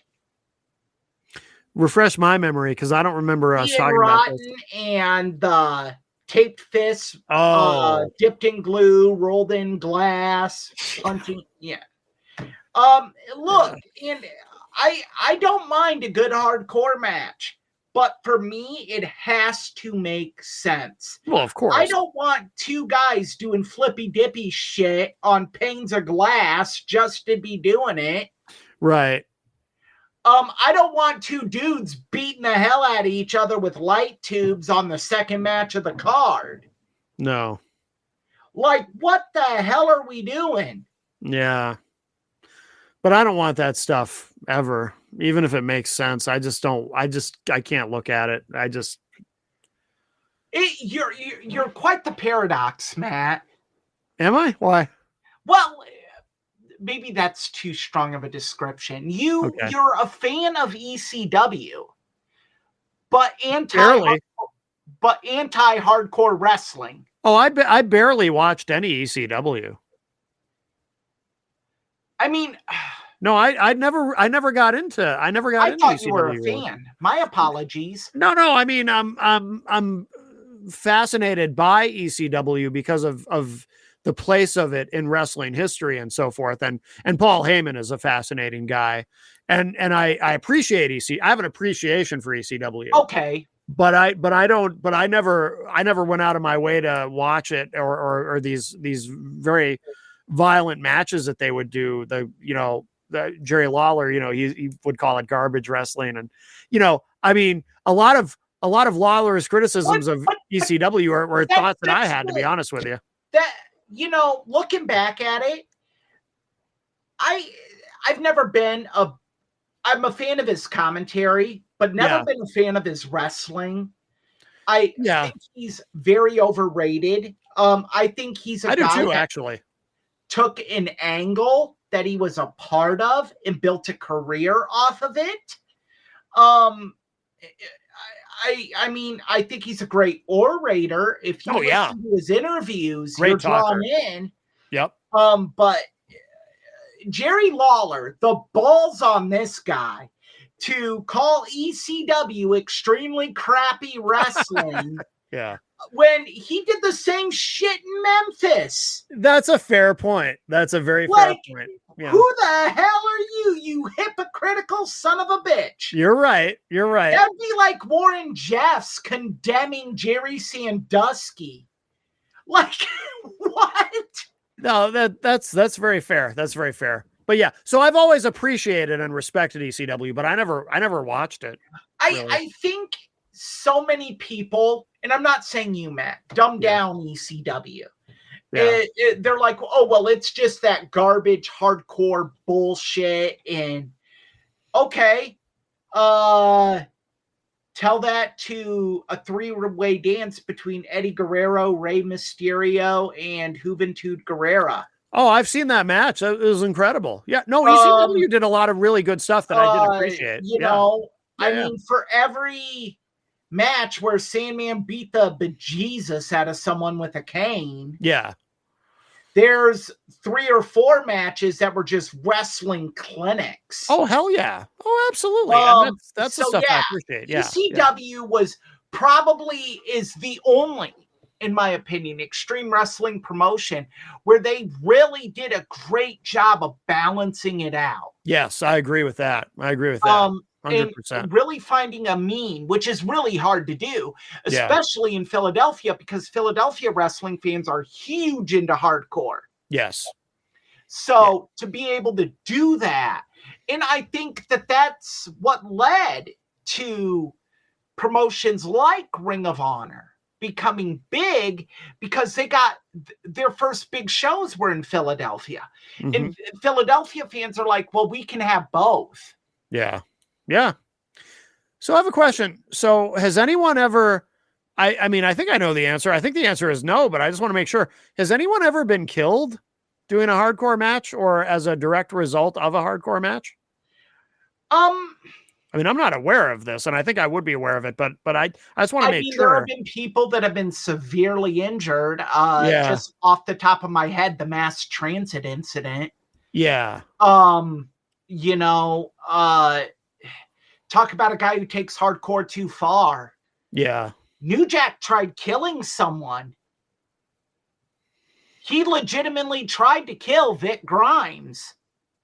You should talk about that, because I don't even know I remember that when it happened, but I don't remember the details of that. Well, what happened is in a match in ECW, New Jack and Vic Grimes were they talked about doing a spot at the end of the match where New Jack and him were going to go through a table.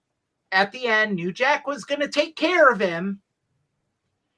Well, Vic got, they call it the lily liver, about going off a balcony through a table. And New Jack said, essentially, fuck you, you're going. Wait, this is during the match. So Vic Grimes They're said, up on the balcony for the final spot. And at that moment, Vic Grimes said, I don't want to do this spot. Yeah, he's like, no, Jack, no, I'm not going. Okay.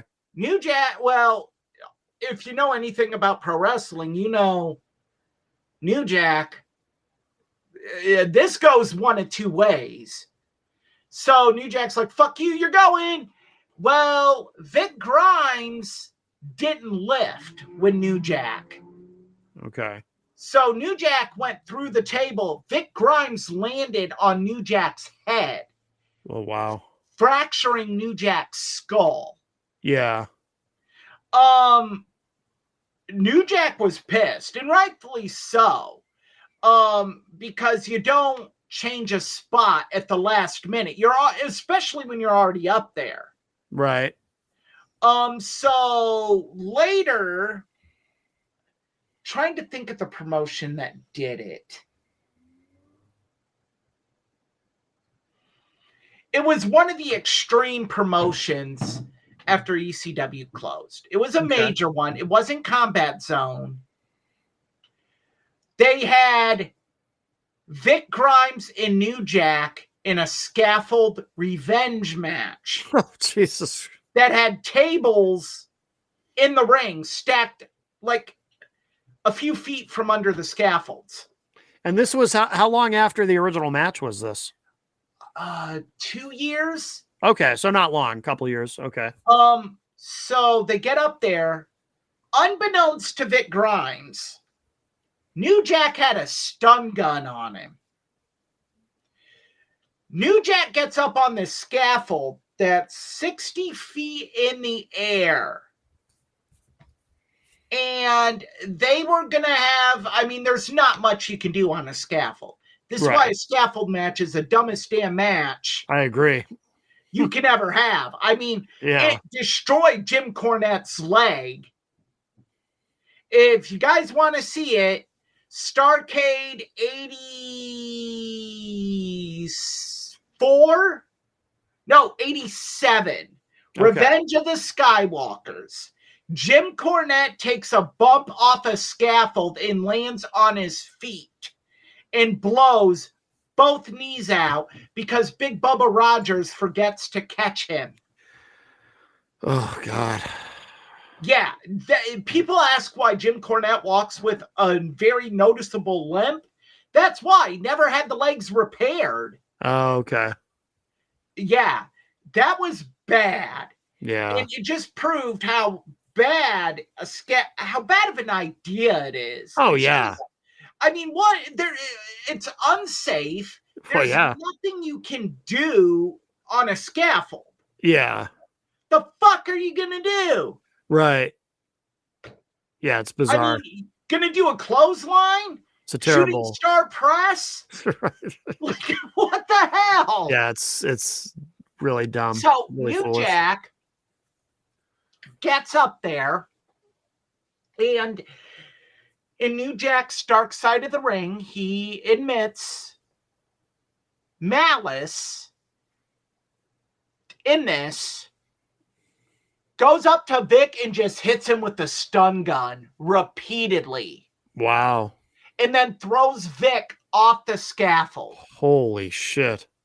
The thing is that he legit wanted to throw Vic. He wanted to overshoot the ring and throw him on the concrete. Oh my God. Vic barely missed the concrete. He flipped and his legs with their knees landed on the top rope. Saved his life. Wow. Yeah, New Jack went up there to kill Vic Grimes. And in the Dark Side of the Ring episode, The Life and Crimes of New Jack, he admits that was the plan. And that's New Jack. New Jack always took things to new levels. Yeah. I mean, he bloodied. I mean, you'd think he would have learned, and Jerome Young is dead. I'm not going to say rest in peace, because depending on your view of him, you might disagree with that. He's a very polarizing individual in the pro wrestling business. Yeah. There's a wrestler named Navajo Joe that he bloodied up really good. Wow. And all of this, all three of these happened after the mass transit incident. Eric Koulis, where he cut him from brow to brow with a straight razor. To quote New Jack, I sliced the shit out of him. And why did he do that? Because Eric Koulis in the locker room went up to New Jack and he's like, yeah, let me get some offense in. Yeah. Yeah, you don't do that. You don't go to a vet and be like, yeah, let me get some offense in. Because it was supposed to be a squash? No, it wasn't supposed to be a squash, but that's not something you do. Yeah. You wait for the vet to come up to you and be like, this is what we're going to do. Yeah. Eric Koulis didn't do that. Okay. And we can talk about the mass transit incident, later episode, maybe even next week, because that's a story all unto itself. Oh, okay. Yeah. You know what? I'm making the decision. We will talk about the mass transit incident next week. No, that That'll sounds give good. that time to research it, because there's a lot of moving parts. It ended in a courtroom. Oh, it did. Okay. I didn't know that. A lot to unpack. Okay. So yeah, hardcore wrestling has went wrong. Yeah. There's been times where stuff is supposed to have been gimmicked. Jake the Snake Roberts has talked about neck issues he still has from Honky Tonk Man hitting him in the head with an ungimmicked guitar. Oh, yeah. They forgot to gimmick the guitar. Yep. No! That's not what it was? Honky didn't gimmick the guitar. Okay. It was Honky Tonk's Man's job to gimmick the guitar. Okay. And he just forgot? Sure. You don't think you think he did it on purpose? That's kind of the prevailing thought. But why? Did he have a problem? Like, why would he do that? There was heat between him and Jake. I never knew that. I never knew Honky that. Tonk Man has heat with everyone. Well, yeah, he's kind of like Brett in the sense that he like talks shit about everybody. There's a difference, because Honky Tonk Man never achieved anything. Well, I agree. Well, I wouldn't say he never achieved anything, but greatest intercontinental champion of all time. No, he's Dominic Mysterio. What's that? He's Dominic Mysterio. No, there's only one Dominic Mysterio. No, but I mean, Honky Tonk Man was a pretty big deal for a little bit, but no, I agree with you. No, of course, I would never put him in the same category as Brett. I'm just saying though but Honky Tonk Man, there's not many people. The difference is also when Brett complains, you're like, okay, I see your point of view. Right. Get over it. Right. When Yeah. Honky Tonk Man complains, you can smell the bullshit. Yeah, I agree. It's like, no way did this happen. I agree. Like, to this day, he says Eric Bischoff didn't fire him. Yeah. That he walked out at WCW. And Eric Bischoff claims that he actually enjoyed firing Honky Tonk Man because he was so sick of him. Come out that were backstage and heard Eric Bischoff fire him. Yeah. So Honky, own it. Like, Yeah. just, I mean, he has, yeah. I mean, I think Honky Tonk Man has a lot of enemies in the business. Yeah. And to be fair, Jake has admitted he wasn't the easiest guy to get along with. Oh, yeah. Cocaine's a hell of a drug. Yep. Cocaine's a motherfucker. Yep. But I mean, that's no excuse to take a real acoustic guitar and bash it over someone's head. Right. Of course. Of course. Mm. Like, I mean, so yeah, another spot I can think of is King of the Ring 2001. Kurt Angle and Shane McMahon. Mm-hmm. The glass pane didn't break when Kurt did the overhead belly to back suplex on Shane. Yep. And Shane said, do it again. Yep.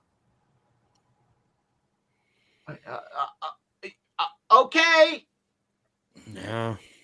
Apparently Vince was upset.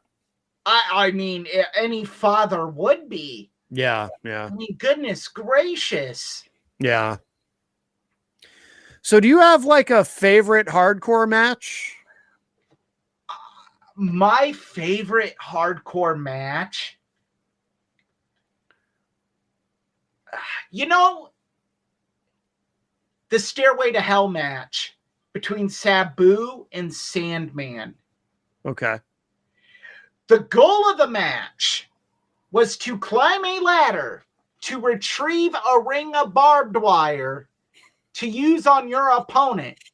Yeah. I mean, it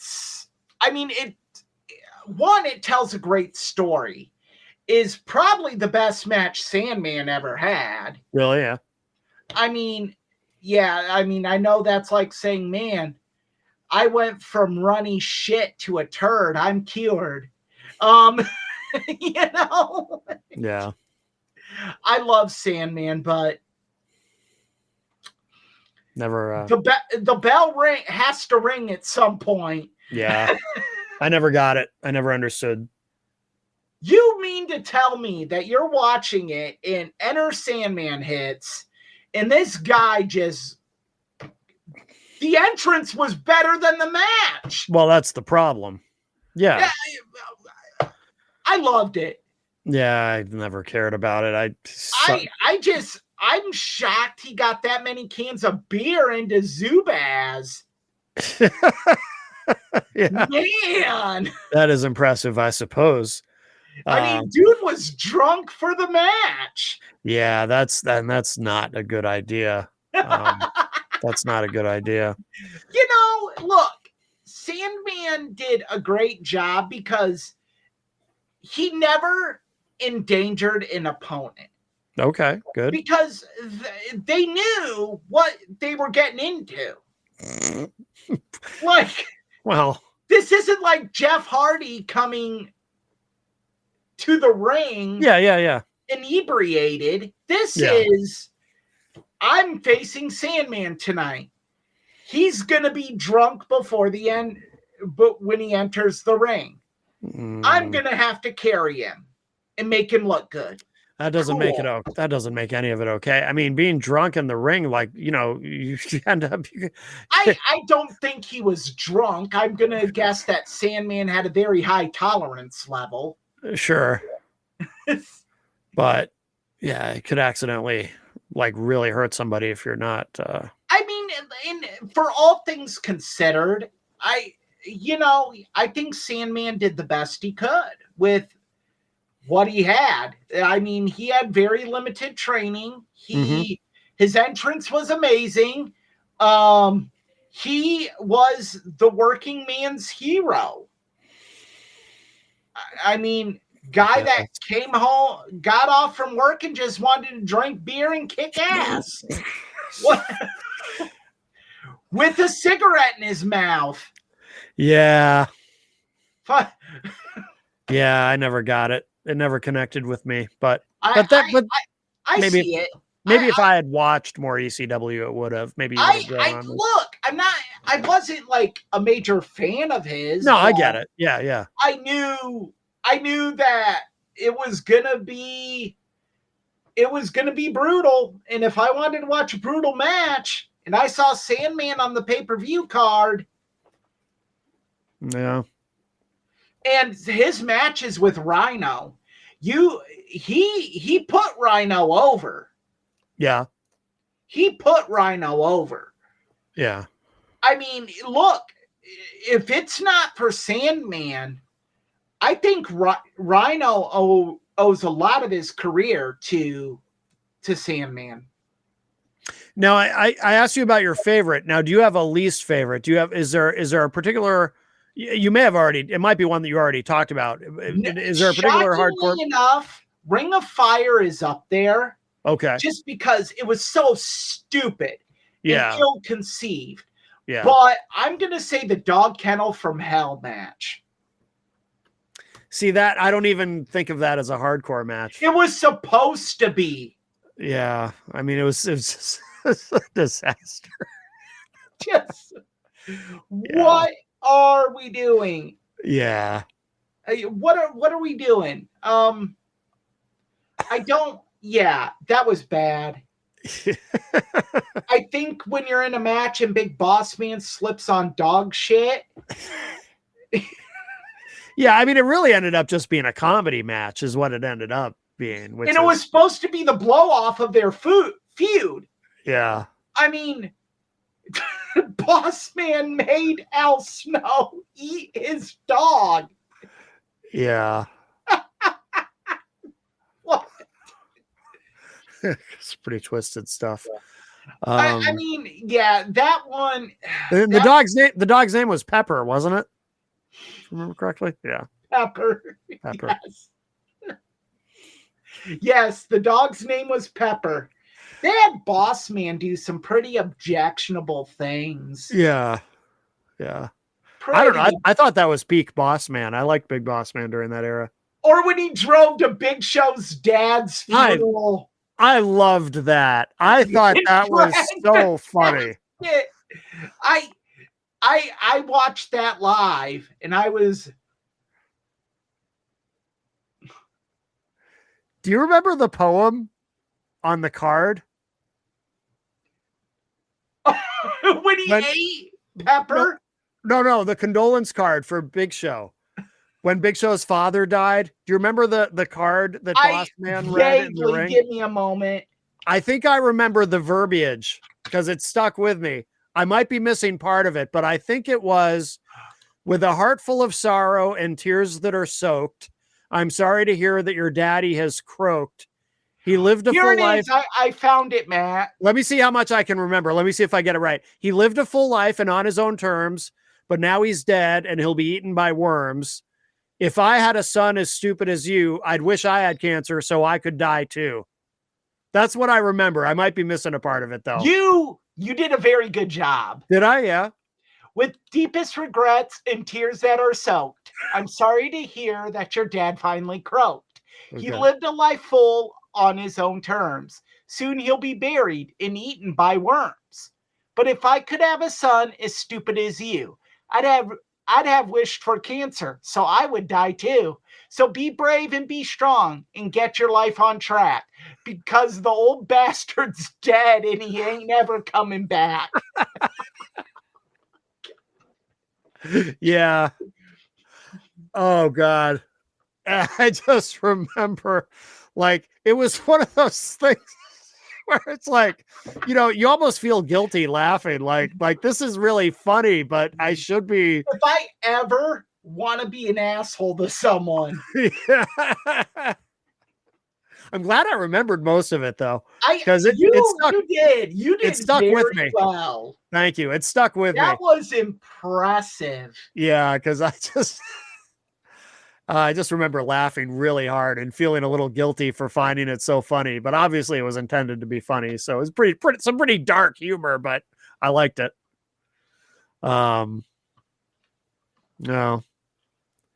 Well, do we have anything else to say about hardcore matches or should we start to wind this one down? Like I think that, there's a time and a place for them, but they have to make sense. Yeah. Promotions like CZW that just do them to do them, you're shortening people's lives. Yes. And I know so many indie wrestlers that have died young, and you can attribute it to hardcore wrestling. Yeah. One of my, and we're going to pivot next week. I have an idea. So we'll talk about that in a minute. Okay. One of my favorite all-time wrestlers, can't miss talent. I still, to this day, biggest miss in pro wrestling history, Mike Awesome. You could argue what he put himself through in FMW in the matches with Masato Tanaka just gave him CTE. Oh, and really? Oh man, their matches in ECW. People watch them and they're like, "Oh, that was brutal." No. The matches they had in FMW make those ECW matches look like something that would air on WWF Superstars. Really? Yeah. They were like Mike Awesome would be going for a plancha. And this is a 6'7", near 300-pound mass of muscle. And Masato Tanaka would swing a steel chair as hard as he could right at the top of his head. And yeah. I mean, and Masato Tanaka, one of the biggest badasses in professional wrestling that doesn't get talked about nearly enough. I mean, dude, you could full on headbutt Tanaka and he wouldn't go down. Yeah. The only guy I know with 3 finishers. And all 3 are amazing.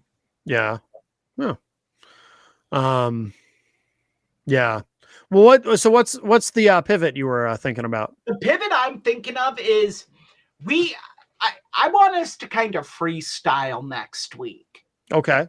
We're going to talk about our favorites, our not so favorites, favorite matches, favorite wrestlers, not so favorite wrestlers, not so favorite matches, can't miss talents, guys we thought that were going to do something and didn't. Why didn't they do something? Things we wish wrestling would bring back. Just kind of I want to say a pro wrestling get to know us. Yeah, I like that idea. Yeah. To because when you say things like, well, I'm not a fan of hardcore wrestling, well, our viewers may not have known that. Right. And so why not? Like, that's a great idea. What's the issue? Why does Eric, how did they miss with Mike Awesome? I have a very, very pointed reason.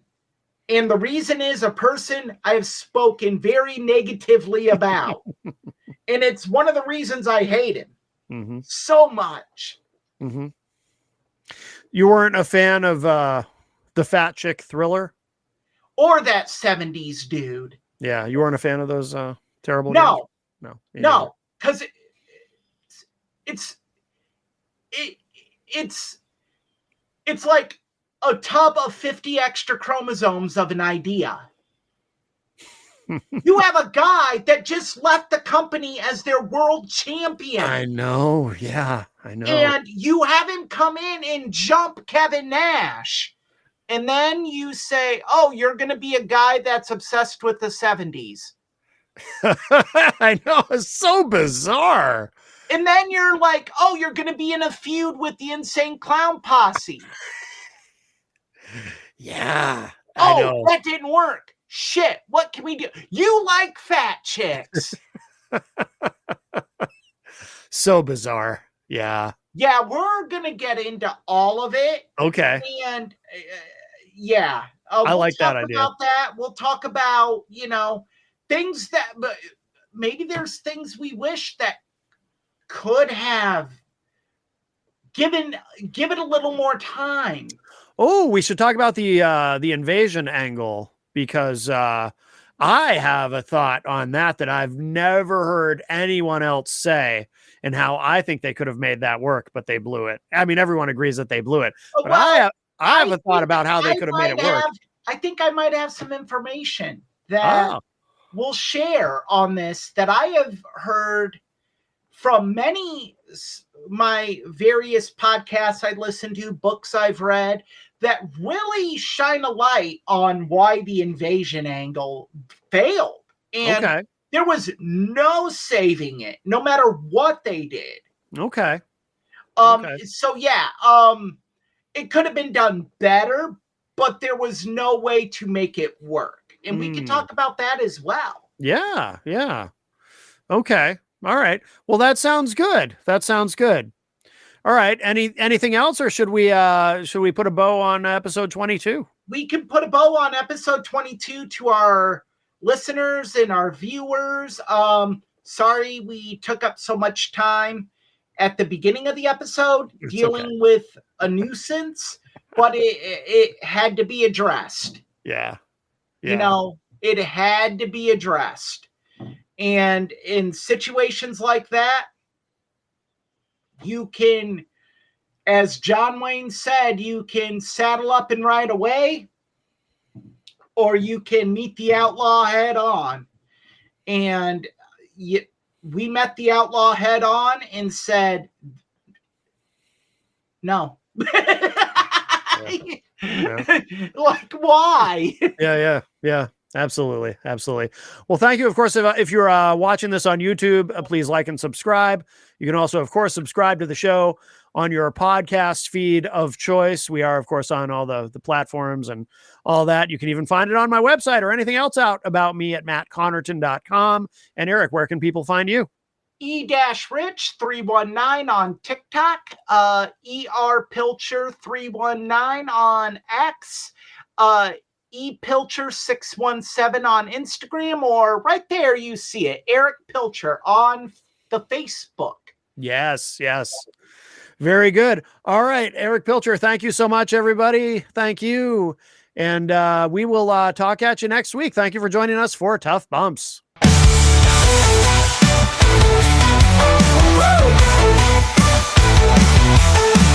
Tough bumps we take, we rise again. Blood and grit, it's how we begin. Matt and Eric fire up the flame. Wrestling lives on the Tough Bumps name.